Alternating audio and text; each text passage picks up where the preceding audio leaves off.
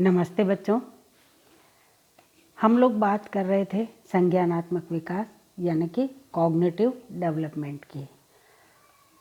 आज हम बात करेंगे बच्चों, जीन पियाजे ने जो संज्ञानात्मक विकास के संबंध में जो सिद्धांत दिया है, हम उसके बारे में थोड़ी सी विस्तार से चर्चा करेंगे।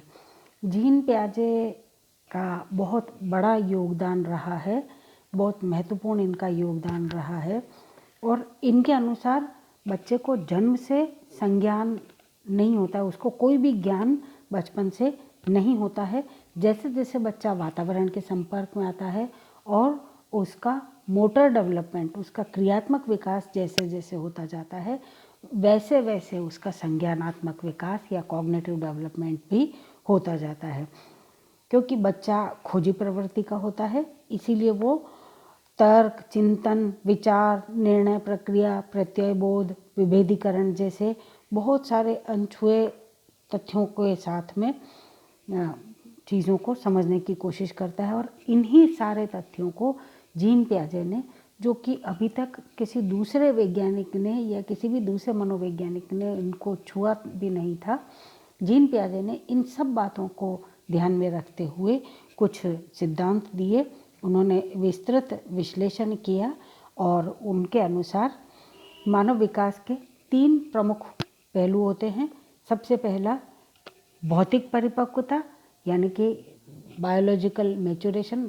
ये बात हम हमेशा से करते आए हैं, सारे वैज्ञानिक इसी तरह की बात करते हैं कि सबसे पहले तो शरीर का परिपक्व होना जरूरी है, बायोलॉजिकल मैच्योरेशन जरूरी है। फिर दूसरा भौतिक वातावरण के साथ में अनुभव कि अपने आसपास के भौतिक वातावरण वो होता है बच्चों जिसमें हम जी रहे हैं, जिसमें हम रहते हैं, उसमें जो कुछ भी हमारे आसपास में वस्तुएं हैं, हम काम में लेते हैं, वातावरण इत्यादि सब कुछ उसमें शामिल हो जाता है, क्लाइमेट वगैरह सब उसमें शामिल हो जाता है। और तीसरा होता है सामाजिक वातावरण के साथ अनुभव। इन तीनों तरह के अनुभवों को आपस में, इन सब में एक बैलेंस की ज़रूरत होती है, संतुलन इनमें चाहिए होता है। और जीन पियाजे ने यही बात कही है कि इन तीनों चीज़ों में जो संतुलनीकरण है, इक्विलिब्रियम इसको उन्होंने कहा है, इसका ये एक नया ही सिद्धांत उन्होंने दिया है। उनके अनुसार संतुलनीकरण एक स्वचालित उन्नतोन्मुखी प्रक्रिया है जो कदम दर कदम आगे बढ़ती हुई व्यक्ति को विकास की ओर अग्रसर करती है। संज्ञानात्मक परिवर्तन के संबंध में उनके विचार जो रहे, उसमें मुख्य रूप से उन्होंने कुछ कॉन्सेप्ट्स दिए हैं, कुछ प्रत्यय दिए हैं। सबसे पहला उनका प्रत्यय है स्कीमाज, जिसको हम युक्ति या तरकीब भी कह सकते हैं। अलग अलग लोग, या हम डिक्शनरी मीनिंग देखें तो हमको युक्ति या तरकीब, स्कीमाज का मतलब कुछ अलग भी हमको मिलेगा, लेकिन यहाँ अगर हम इनके अनुसार देखें तो पियाजे के अनुसार व्यक्ति में विशिष्ट मनोवैज्ञानिक संरचनाएं तथा अनुभव के संगठित तरीके, जो कि उम्र के साथ में बदलते रहते हैं, परिवर्तित होते रहते हैं, उन्हें युक्ति या तरकीब, इंग्लिश में स्कीमाज कहा जाता है। बालकों में सबसे पहले जो है वो संवेदी देहिक क्रियाएं होती हैं। बच्चा पैदा होने के बाद में शुरुआत में सबसे पहले सेंसरी ऑर्गन से ही वो चीज़ें सीखता है। चीज़ों को दूर फेंकना, पास में लेना, पकड़ना इत्यादि ये गतिविधियां उसके सबसे पहले चलती हैं। युक्ति या तरकीब व्यवहार के वो प्रतिमान कहला रहे हैं जिसे बालक और प्रौढ़ बाह्य वस्तुओं के साथ में अपने अपने कार्यों को संपन्न करने में संभव हो पाते हैं। ये व्यवहार प्रतिमान जो है ये सरल भी हो सकते हैं और जटिल भी। जैसे बच्चा बहुत पास में रखी किसी वस्तु को उठाने का प्रयास करता है, बिस्तर झाड़ना, कपड़े को समेटना, खिलौने को उठाना, कार्टून में रखना इत्यादि, ये सब सरल क्रियाएं हैं। जबकि वैज्ञानिक या गणितीय प्रश्नों को हल करना, विज्ञान के प्रश्नों को हल करना, सुलझाना, अंग्रेजी के प्रसंगों की व्याख्या करना इत्यादि, ये सभी जटिल प्रक्रियाएं हैं। इसलिए इनका अलग अलग ढंग से इनको बताया गया है। दूसरा इसमें आता है स्कीमा या युक्ति के बाद में, वो है मानसिक प्रकाशन, मेंटल रिप्रेजेंटेशन। बहुत सारे अध्ययनों से पता चलता है कि जो टॉडलर्स होते हैं, छोटे बच्चे होते हैं, किसी भी क्रिया को करने से पहले मन ही मन कुछ सोचते हैं। पियाजे के अनुसार उनकी ये जो सोचने की क्रिया है, ये सेंसरी मोटर स्टेज से मेंटल रिप्रेजेंटेशन में परिवर्तन की अवस्था है। यानी कि छू करके, सूंघ करके, देख करके, सुन करके उन्होंने जो चीज़ें सीखी हैं, यहाँ अब उनको वो मेंटली रिप्रेजेंट करते हैं, दिमाग में उसकी कुछ इमेज वो बनाते हैं। इस क्रिया में बालक के संज्ञान का विकास होता है। परिणाम स्वरूप बालक में बाह्य संस्कार के प्रति जानकारी उसकी बढ़ती है। यही मेंटल रिप्रेजेंटेशन या इंटरनल डिपिक्शन ऑफ इंफॉर्मेशन, अंदरूनी किसी भी चीज़ की इमेजिनेशन या उसके बारे में सोचना।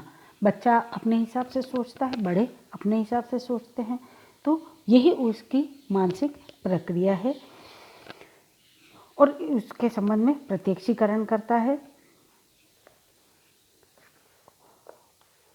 और जो इसमें दो चीज़ें मुख्य होती हैं, एक है प्रतिबिंब यानी कि इमेज, जिसको प्रतिछाया भी कहते हैं, और दूसरे कॉन्सेप्ट फॉर्मेशन। कॉन्सेप्ट फॉर्मेशन में भी अगेन दो तरह के हो जाते हैं, एक मूर्त प्रत्यय और एक अमूर्त प्रत्यय। एक तो कॉन्क्रीट कॉन्सेप्ट्स हो गए और दूसरे एब्स्ट्रैक्ट कॉन्सेप्ट्स हो गए। कॉन्क्रीट कॉन्सेप्ट्स वो हैं जो हमें सामने दिख रहे हैं, जैसे कोई कार खड़ी है, कोई स्कूटर खड़ा है, बस खड़ी है, मोटरसाइकिल खड़ी है, उसको देखना है और उसी की इमेजिनेशन करनी है कि बस ऐसी होती है, कार ऐसी होती है। और अमूर्त प्रत्यय क्या है? जो चीज़ हमारे सामने नहीं है, लेकिन हमने या तो पहले कभी उसको देखा है, या हो सकता है बच्चे ने उस चीज़ को देखा नहीं है, खाली सुन करके या इमेजिन करके वो उसके बारे में एक धारणा बनाता है कि जैसे आज हम यहाँ बैठे हैं और हमें सोचना पड़े कि दिल्ली शहर कैसा है, तो हम अपने दिमाग में कुछ कल्पनाएं करते हैं कि ऐसी सड़कें होंगी, ऐसी बिल्डिंग्स होंगी, ऐसे गार्डन्स होंगे, etcetera etcetera, so many things are there, है ना।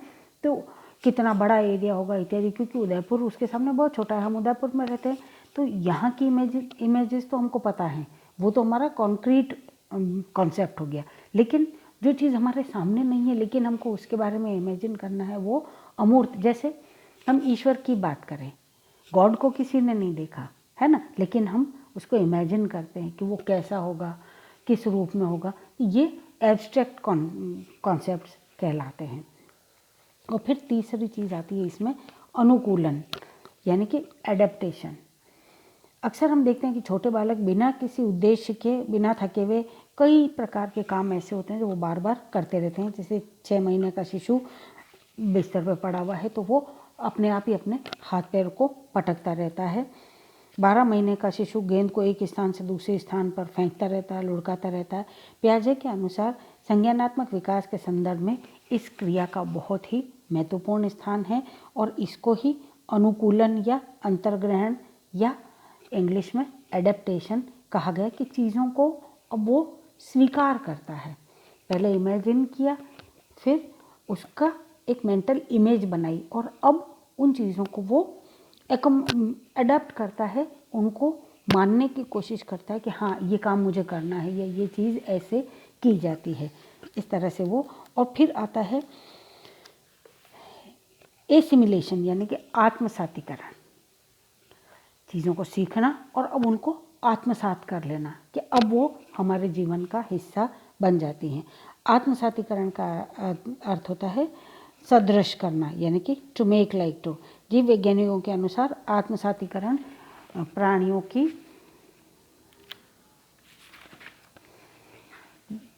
की विकसित तथा विकासशील संरचनाओं में बाह्य तत्वों के समन्वित हो जाने की प्रक्रिया को कहा जाता है। इसमें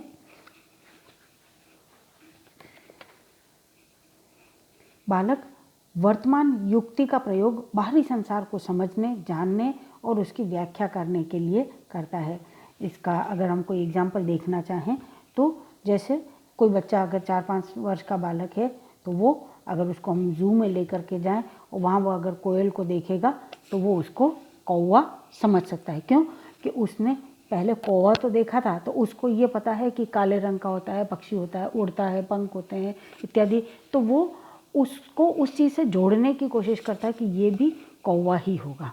क्योंकि उसको उसकी आवाज़ का डिफरेंस अभी उसने सुना नहीं। हो सकता है उसने कोई की आवाज़ तो सुनी थी, लेकिन कोयल की आवाज़ उसने सुनी नहीं। तो वो एक तरह से एसिमिलेट करता है उन चीज़ों को, आत्मसात करता है कि मैंने पहले जो देखी है ये भी कुछ वही होगी। लेकिन फिर वहाँ जब उसको आवाज़ सुनाई जाती है या बारीक डिफरेंस बताए जाते हैं कि इसके गले के चारों तरफ में ब्राउन होता है, जबकि कौवे में इस तरह का नहीं होता, आवाज़ इसकी अलग है, कौवा काँव काँव करता है जबकि कोयल कूक कूक करके बोलती है, इत्यादि जो माइनर डिफरेंसेस हैं वो उसको अगर समझाएंगे तो शायद वो उसको समझ पाता है, अन्यथा वो उसका आत्मसातीकरण करता है और उसको एक जैसा ही समझने लगता है। मिलती जुलती चीज़ों को वो एक सरीखा समझते हैं।